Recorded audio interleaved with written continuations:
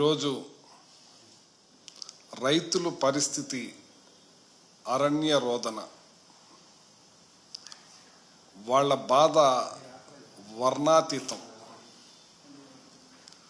రైతులకి గిట్టుబాటు ధర కల్పించాలి, రైతులకి అన్ని రకాలుగాను మేలు జరగాలి, మంచి జరగాలని గత ప్రభుత్వం జగన్మోహన్ రెడ్డి గారు ఓ పారదర్శకతోటి ఆర్బీకేలను ఏర్పాటు చేసి ఆర్బీకేల ద్వారా ధాన్యం కొనుగోలు చేసి అవి రైస్ మిల్లుకి చేరేటట్టు ఒక ఆఫీసర్స్ అందరినీ కూడా ముందే పెద్ద ఎత్తున స్టడీ చేసి అన్ని ఏర్పాట్లు చేసేవారు.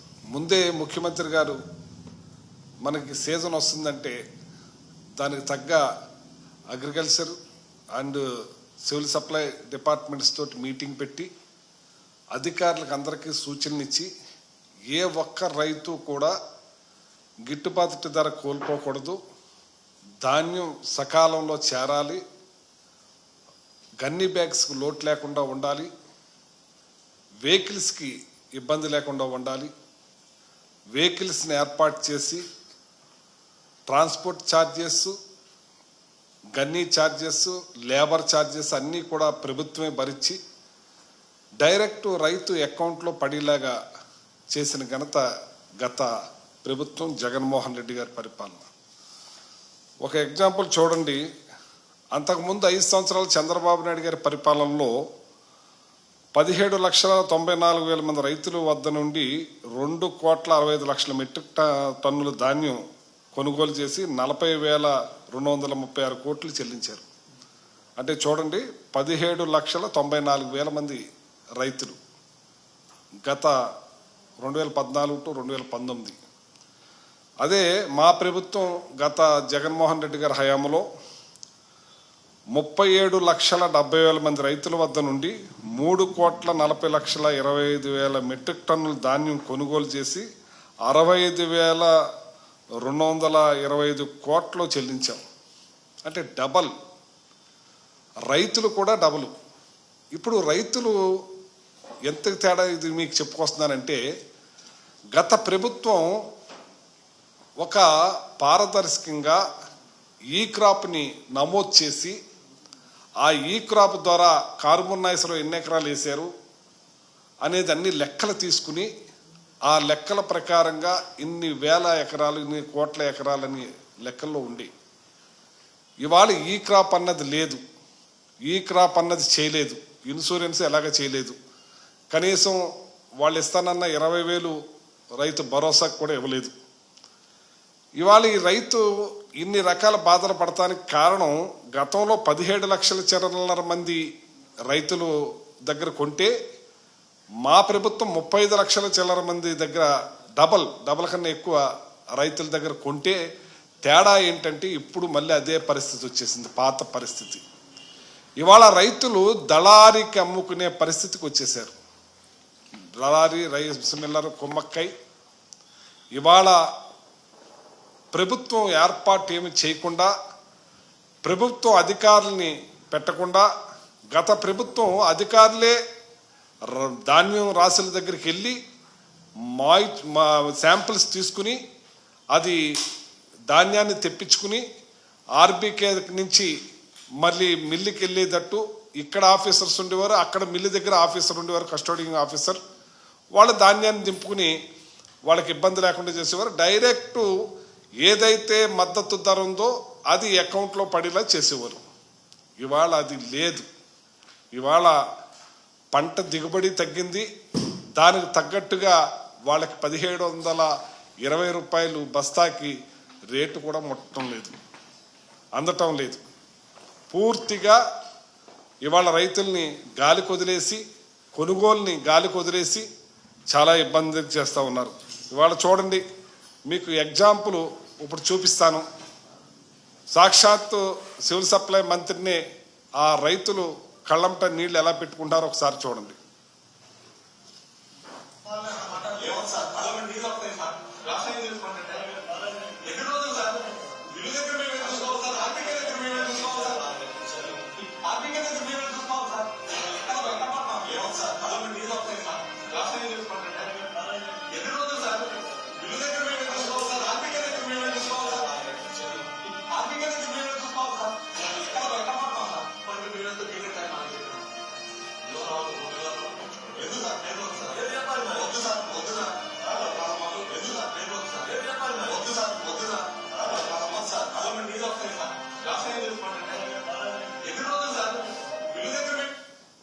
ఇది పరిస్థితి. రైతుల పరిస్థితి చాలా దారుణంగా ఉంది. పేరు చెప్పడానికి కూడా భయపడుతున్నారంటే అక్కడ పరిస్థితులు ఎలా ఉన్నాయో చూడండి ఒకసారి.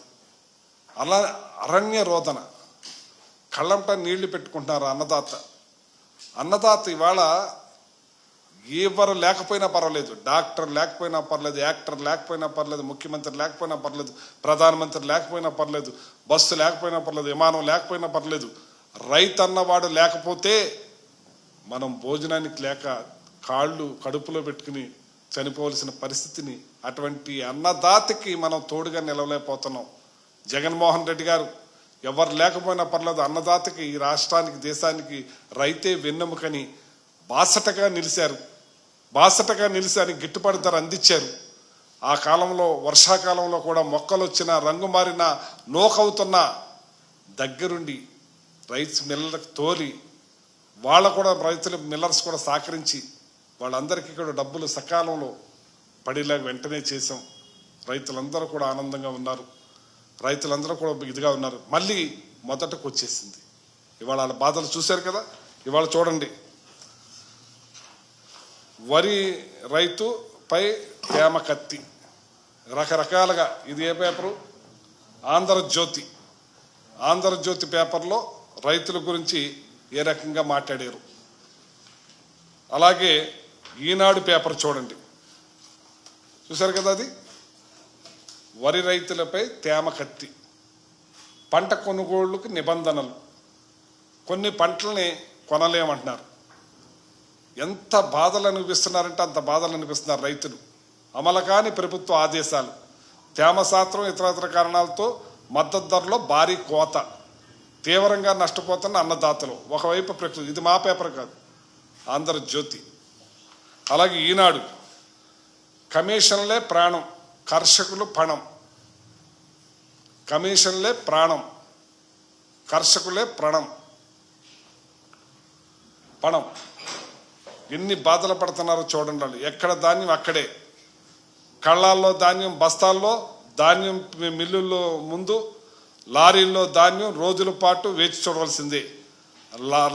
లారీలు దొరక్క వైనం ఒకవైపు, వాతావరణం మరో పక్క, తుఫాను హెచ్చరికలతో అన్నదాతలు అల్లాడుతున్నారు. ఈనాడు మేం కాదు చెప్పేది. దళారికి రొక్కం, రైతుకు దుఃఖం. దళారికి రొక్కం, రైతుకు దుఃఖం. డబ్బులన్నీ దళారి పాలు. ఇవాళ ఎంత ఘోరంగా ఉందంటే అంత ఘోరంగా ఉంది. అలాగే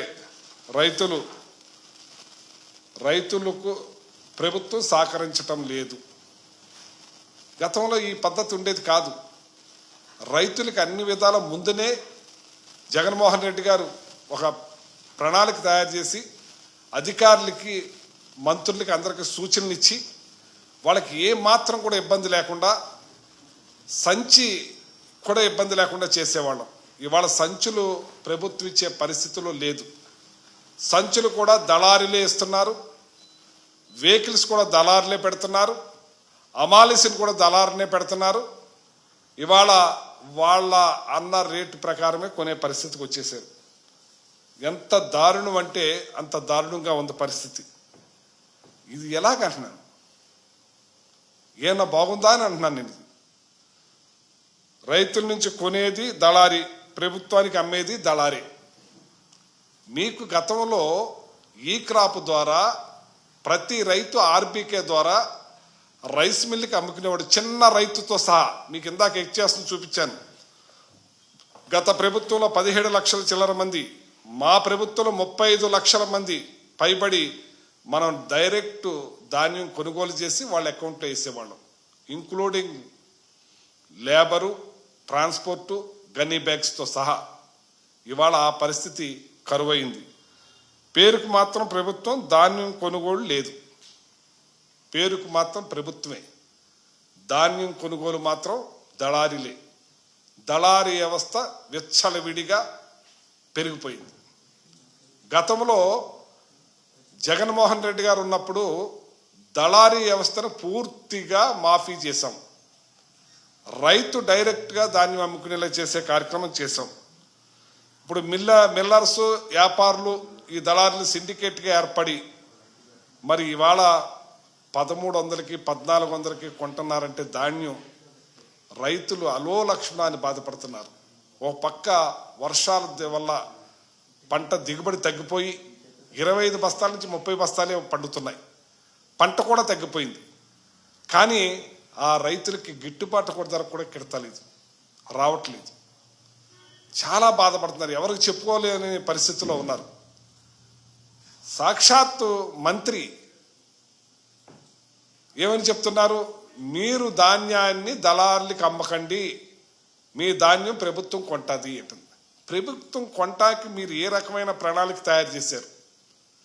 ప్రభుత్వం ఏమి ఏర్పాట్లు చేశారు? మీరు ఇంతకుముందు ట్రాన్స్పోర్ట్ పెట్టేవాళ్ళం, గన్నీ బ్యాగ్స్ ఇచ్చేవాళ్ళం, వాళ్ళకి అమాలి ఇచ్చేవాళ్ళం.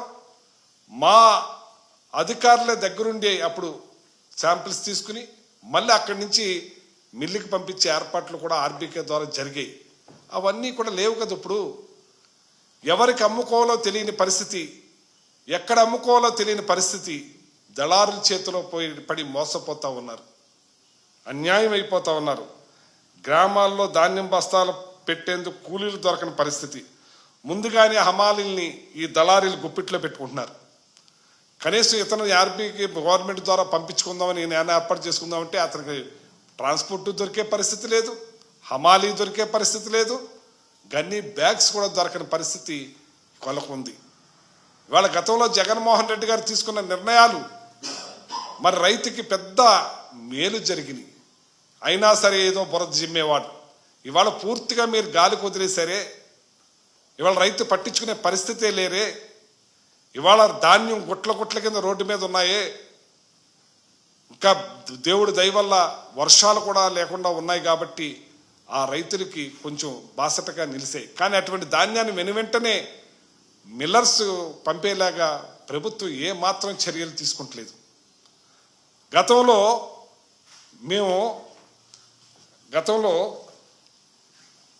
జియో ట్యాగ్ ఏర్పాటు చేసి ఆర్బీకే నుంచి లారీ ఎక్కడికి వెళ్తుంది, ఎక్కడి నుంచి ఎట్ట వెళ్తుందని చెప్పి దాని మానిటరింగ్ ఆఫీస్ కూడా భారతదేశంలో ఏ సివిల్ సప్లై ఆఫీసులో లేనట్టుగా అన్నీ ఏర్పాటు చేశాం. ఇవాళ జియో ట్యాగ్ని తీసేశారు. అది ఎక్కడికి వెళ్తుందో తెలియని పరిస్థితి. తీయవలసిన అవసరం ఏంటని అడుగుతున్నాను నేను. అంటే ఇది ఏ ఉద్దేశం మీద తీసేశారు? ఈ వ్యవస్థ భారతదేశంలో లేని ఆంధ్ర రాష్ట్రంలోని ఇది కొనసాగిస్తున్నాం. ఈ సిస్టాన్ని మీరు తీయవలసిన అవసరం ఏంటి? కమిషన్ల కోసమా అని నేను అడుగుతున్నారు అందరూ. చాలా మంది 10% కమిషన్లు అంటున్నారు. మరి ఇది గమనించాలి మీరు. 75 కేజీల బస్తాకు 325 రూపాయలు పెద్ద ఎత్తున నష్టపోతా ఉన్నారు. ఈ ఖరీఫ్ ప్రభుత్వం 37 లక్షల టన్నుల ధాన్యం సేకరణ అన్నారు. దళారు జేబుల్లోకి మాత్రం 1,480 కోట్లు, 1,480 కోట్లు, 1,480 కోట్ల రూపాయలు దళారీ జేబుల్లోకి వెళ్ళిపోతుంది. అంటే ఏం రకంగా మీరు పరిపిస్తారు? అంటే దళారుల కోసమా మీరు వచ్చింది? రైతులకు మేలు చేయటానికి వచ్చారా? దళారీ వ్యవస్థను పెంచి పోషించడానికి వచ్చారా అని నేను అడుగుతున్నాను. ఏం చేయాలని చెప్పి మీరు చూస్తున్నారని చెప్పి అడుగుతున్నాను. ఇదేనా మీరు చేసేది? దళారీ వ్యవస్థనేనా మీరు ఇచ్చేసేది? మరి జియో ట్రాకింగ్ ద్వారా ఏ లారీ ఎక్కడికి వెళ్తుందో అన్నీ కూడా మేము చేసేవాళ్ళం. ఈ మానిటరింగ్ ఉండి చక్కని పరిపాలన జరిగేటప్పుడు రైతులకి ఎంతో మేలు జరిగేది. దాన్ని ఎందుకు తీసేశారని నేను అడుగుతున్నాను. తీయవలసిన అవసరం ఏంటని అడుగుతున్నాను నేను. టీవీల ముందు షోలు చెప్తే రైతులకు చేసేది మాత్రం 0. 24 గంటల్లో డబ్బులు వేసేస్తామని అన్నారు. ఆ ధాన్యాన్ని తీసుకెళ్లే పరిస్థితి లేదు. ధాన్యం ఎక్కడికి పోతుందో తెలియదు. ఇవాళ ఏ రైతుకి కూడా మేలు జరిగే పరిస్థితి లేకుండా ఉందని చెప్పి సందర్భం తెలియజేస్తున్నాను. రైతులను ఆదుకోవాల్సిన ప్రభుత్వం కనీసం ఒక్క క్షణం కూడా ఆలోచించకుండా, కనీసం వాళ్ళ గురించి ఒక మీటింగ్ కూడా పెట్టకుండా, అధికారులను అప్రమత్తం చేయకుండా పూర్తిగా గాలి కుదిరేశారు. నేను వెళ్ళాను, రైతుల దగ్గరికి వెళ్ళాం. అది చూపించండి ఒకసారి అండి. నేను రైతుల దగ్గరికి వెళ్ళాను, వాళ్ళతో మాట్లాడాం.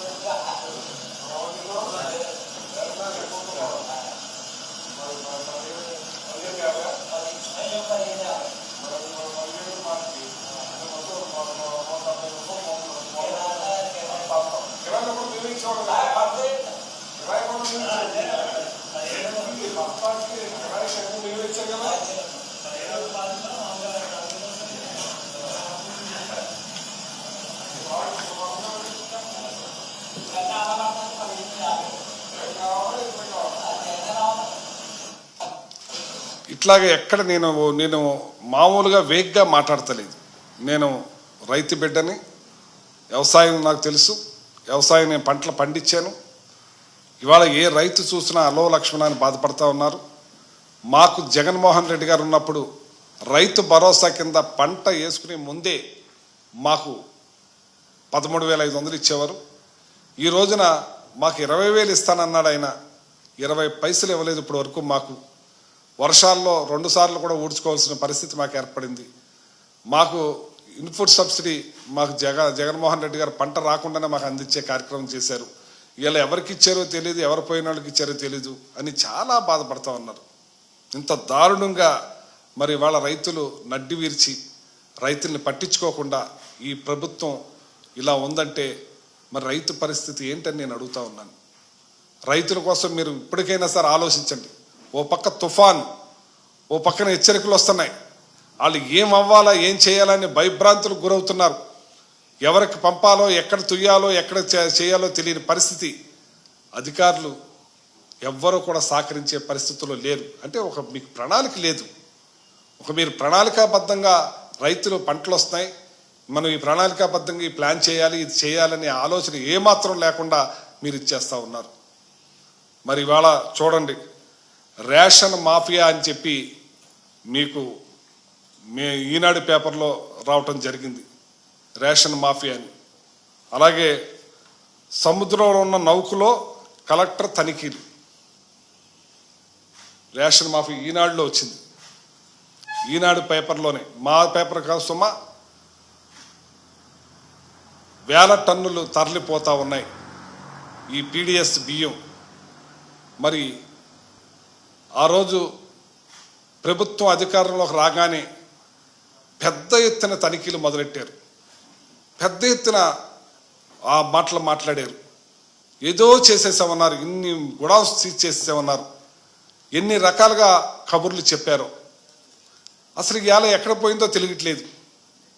అసలు ఏమి మీరు చేసిన ధాన్యం ఎక్కడ సీజ్ చేశారు, ఎక్కడ పట్టారు, ఎక్కడ ఇచ్చేసారని చెప్పడం. నిన్ననే ఒక కలెక్టర్ గారు, ఈస్ట్ గోదావరి కలెక్టర్ గారు, అతను సముద్రంలో 1.5 గంటల ప్రయాణించి షిప్లో నుంచి తనిఖీ చేస్తే 640 టన్నులు ఈ పీడిఎస్ బియ్యం దొరుకుతాయి. దీన్ని పట్టి శాంపిల్స్ తీసుకుని ఏదైతే సీజ్ చేసామో దీన్ని పరిశీలిస్తామని చెప్పి ఆయన చెప్పడం జరిగింది. అంటే ఎక్కడ ఉంది మీరు ఏది పారదర్శకత? మేము గతంలో రేషన్ బియ్యం కూడా జీపీ ట్యాక్ ద్వారా ఎక్కడికి వెళ్తుంది ఆ లారీ, ఆ రైస్ ఎక్కడికి పోతుంది అని అన్నీ కూడా మానిటరింగ్ ఉండి అన్నీ కూడా తీసేశారు మీరు. ఇవాళ ఏం చేద్దామని మీరు ఇప్పుడు చెప్పారు. చాలా గొప్పగా తనిఖీలు చేస్తున్నారు, చాలా గొప్ప ప్రభుత్వం, చాలా మంచి ప్రభుత్వం, అబ్బా ఎంత బాగా వెలికి తీస్తున్నారు అని. మా టైంలో మేము కూడా ఎప్పుడైతే పట్టుకున్న బియ్యాన్ని అప్పుడే ఆక్షన్ పెట్టి, మరి గతంలో ముగ్గిపోయి అవన్నీ పురుగులు పట్టి నల్లగా మారిపోయిన తర్వాత 3 రూపాయలు 4 రూపాయలకి అమ్మే పరిస్థితి, కోళ్ళకి బాతులకి వేసే పరిస్థితి. అది కాకుండా ఏ నెలలో పట్టుకున్న బియ్యాన్ని ఆ నెలలోనే 27, 28, 29 రూపాయలకి ఆక్షన్ పెట్టి అమ్మేవాళ్ళం. ఇవాళ మీరు ఇంత పెద్ద ఎత్తున 47,000 మెట్రిక్ టన్స్ బియ్యాన్ని పట్టుకున్నా అన్నారు. ఏం చేశారు? పెద్ద హడావిడి చేశారు. కాకినాడ వెళ్ళారు, 2 రోజులు ఉన్నారు, 3 రోజులు ఉన్నారు. ఏమైందని అడుగుతున్నాను. మళ్ళీ మొదలైపోయింది. మీ దాంట్లోనే ఈనాడు పేపర్లోనే వేశారు పెద్ద ఎత్తున. అలాగే సముద్రంలో ఉన్న నౌకని మరి పట్టుకుని తనిఖీ చేశారు. రేషన్ మాఫియా ఈనాడు. కమిషన్ల కోసం కపట నాటకం, కమిషన్ల కోసం కపట నాటకం. ఇవన్నీ ఏంటో మాకు అర్థం కావట్లేదు.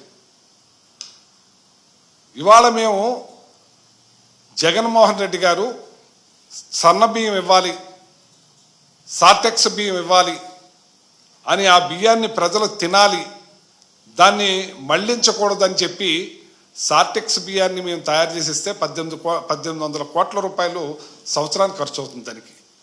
దాన్ని మీరు సార్టెక్స్ బియ్యాన్ని ఆపేసేసి మామూలు బియ్యంగా ఇచ్చేస్తున్నారు ఇవాళ.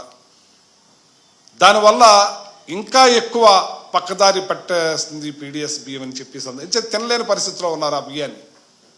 ఏదైతే జగన్మోహన్ రెడ్డి గారు సార్టెక్స్ బియ్యం, సన్న బియ్యం ఇస్తా ఉన్నారో దాన్ని ప్రజలకు సన్న బియ్యం అందించే కార్యక్రమం మేము చేసినప్పుడు చక్కగా దాన్ని పంపించే కార్యక్రమం ప్రతి ఒక్కరు దాన్ని వాడుకునేవారు, తీసుకునేవారు. అలాగే మేము షుగర్ ఇచ్చాం, కందిపప్పు ఇచ్చాం, గోధుమ పిండి ఇచ్చాం. ఈస్ట్ మన ఏదైతే రాయలసీమ, ఉత్తరాంధ్రలో రాగి పిండి కూడా మొదలెట్టాం రాష్ట్రం అంతా ఇద్దామని. ఇవాళ బియ్యం, పంచదార తప్పితే కందిపప్పు రేపు వస్తుంది, మాపు వస్తుంది అని చెప్తా ఉన్నారు. ఇది మీ పరిపాలన? ఇదేనా మీ పరిపాలన? జగన్మోహన్ రెడ్డి గారు ఎక్కడా లోటు చేయలేదు. ప్రతిదీ కూడా అందించే కార్యక్రమంలో ముందున్నారు. ప్రతి కార్యక్రమం కూడా బాగా చేసాం మేము. రేషన్ విషయంలో ఇంటి దగ్గరికి తీసుకెళ్లేలా చేసాం. దాన్ని ఆపేస్తా ఉన్నారు, మళ్ళీ కంటిన్యూ చేస్తున్నారు. మంచిదే, సంతోషం. ఇవాళ మీరు ఈ బియ్యం ఇన్ని వేల టన్నులు మరి పక్కదారి పడతా ఉంటే మీరు ఏం చేస్తూ ఉన్నారు? మిల్లర్స్ని కూడా వేధిస్తూ ఉన్నారు. మిల్లర్స్ని కూడా ఇబ్బంది పెడతా ఉన్నారు కమిషన్ల కోసం. అందరూ చెప్పుకుంటారు బయట. మీరు బాగా చెప్పారు, బాగా చేస్తాం మేము, ప్రతిదీ కూడా భూతత్వంలో పెట్టి చూస్తాం. మీకు అన్నీ ఇప్పుడు తెలుసు. రేషన్ విషయంలో వచ్చేదానికి ఆయిల్ విషయం కానీ, కందిపప్పు కానీ, షుగర్ కానీ ఇవన్నీ కూడా ఎండిఏ ఆ టెండర్ చేసుకుంటారు, పిలుచుకుంటారు, గవర్నమెంట్కి రాదు. ఆ రోజున చంద్రబాబు నాయుడు గారు గత 14-19 టైంలోనే ఏదైతే ప్రజా పంపిణీ జరుగుతున్న ఐటమ్స్కి గవర్నమెంట్కి ఫైల్ పంపితే అది లేట్ అవుతుంది కాబట్టి ప్రజా పంపిణీకి ఎండి లెవెల్లోనే పెట్టి మీరు నిర్ణయం తీసుకోవటం. అది కందిపప్పు అయినా, ఆయిల్ అయినా, మరి షుగర్ అయినా, ఏదైనా సరే ఆయనే టెండర్ పిలుచుకునేవాడు, ఆయనే ఫైనలైజ్ చేసుకునేవారు. క్వాలిటీ ఉందా లేదా అని మనం అబ్జర్వ్ చేస్తూ ఉండేవాళ్ళం. అటువంటిది ఇష్టానుసారంగా మాట్లాడేశారు ఆ రోజున. ఇవాళ జరుగుతున్నది ఏంటన్నాను, దానికన్నా పెద్ద ఎత్తున తరలిపోతూ ఉన్నాయి పక్క దేశాలకి. షిప్పుల్లో పోతా ఉన్నాయి. దాని గురించి మీరు ఏం చెప్తారని నేను అడుగుతా ఉన్నాను. ఎంత దారుణంగా తయారైందో ఈ ప్రభుత్వం. ఇప్పటికైనా ప్రజల విషయంలో, ప్రజలకి సార్టెక్స్ బియ్యం, సన్న బియ్యం అందించే విషయంలో గత ప్రభుత్వం ఏ రకంగా చేసిందో ఆ రకంగా కొనసాగించినప్పుడు పక్కదోవ పడటానికి, పీడిఎస్ బియ్యం పక్కదోవ పడటానికి ఆస్కారం ఉండదు. కాబట్టి మెజార్టీ కొంత ఎంతో పట్టొచ్చు, కానీ ఏదైనా సరే మెజార్టీ బియ్యం పబ్లిక్ వాడుకుంటారు. కాబట్టి ఇప్పటికైనా సరే సన్న బియ్యం ఇవ్వాలని, అలాగే మేము కొనసాగించిన గోధుమ పిండిని, ఏదైతే రాగి పిండిని, ఏదైతే మన రెడ్ దాల్ని, షుగర్ని కూడా అన్నింటినీ, షుగర్ ఇస్తున్నారు, ఉన్నాయన్నీ కూడా కంటిన్యూ చేయాలని చెప్పి నేను కోరుకుంటున్నాను. జగన్మోహన్ రెడ్డి గారు ఒక మంచి ఉద్దేశం మీద గోధుమ పిండి ఎంచేతంటే చాలామంది రైస్ తినలేకపోతున్నారు, కొంతమంది షుగరు ఇన్ని ఉండటం వల్ల చపాతీలు తినమంటున్నారు. కొంత గోధుమ పిండి, అలాగే రాగి పిండి, రాగి జావ, రాగి ముద్దలు చేసుకుంటానికి ఆస్కారం ఉండేలాగా ఆ ఉత్తరాంధ్ర, అటు రాయలసీమ వాళ్ళు దాన్ని లైక్ చేస్తారు కాబట్టి అన్నీ కూడా ఏర్పాటు చేయడం జరిగింది. అటువంటిది ప్రజల ఆరోగ్యరీత్యా కూడా మీరు ఆలోచించి పేద ప్రజలకి ఇది అందించే విషయంలో వెనక్కి తగ్గొద్దని చెప్పి మీరు ఇంతకుముందు ఏదైతే చేసామో అది కొనసాగించాలని చెప్పి నేను కోరుకుంటున్నాను. ముఖ్యంగా రైతుల విషయంలో ఏ మాత్రం కూడా అలసత్వం చేయకండి. ఈ రాష్ట్రానికి కాదు, దేశానికి కాదు, రైతే వెన్నెముక. రైతుకి ఎంత డబ్బు కలిసి వస్తే అంత అతను నెక్స్ట్ పంటకి కష్టపడటానికి, వేసుకుంటానికి ఆస్కారం ఏర్పడుతుంది. కాబట్టి ఎట్టి పరిస్థితుల్లోనూ రైతు విషయంలో అలసత్వం చేయొద్దని, వాళ్ళకి మరి అధికారులందరినీ కూడా అప్రమత్తం చేసి ఎక్కడికక్కడ వాళ్ళకి అరేంజ్ చేసి ధాన్యాన్ని వెంటనే కొనేటట్టు, కళ్ళాల్లో ఉండకుండా చేసేటట్టు, అలాగే మిల్లర్స్ దగ్గర ఉన్న రైస్ని వెంటనే గొడౌన్స్కి తరలించేలాగా వీళ్ళు అక్కడ వేసుకునేలాగా ఏర్పాట్లు చేయాలని చెప్పి నేను మనస్ఫూర్తిగా కోరుకుంటున్నాను. రైతులను మాత్రం అలసత్వం చేయకండి. ఇప్పటికే మీరు అన్ని రకాలుగా మోసం చేశారు. సూపర్ 6 అన్నారు, రైతు భరోసా అన్నారు, 20,000 అన్నారు. ఏ మాత్రం కూడా చేయకపోగా రైతుల్ని నడ్డు విరిచే పని చేయొద్దని చెప్పి కోరుకుంటున్నాను. ప్రతి విషయాన్ని కూడా మీరు మోసం చేశారని చెప్పి ఈ సందర్భంగా కోరుకుంటూ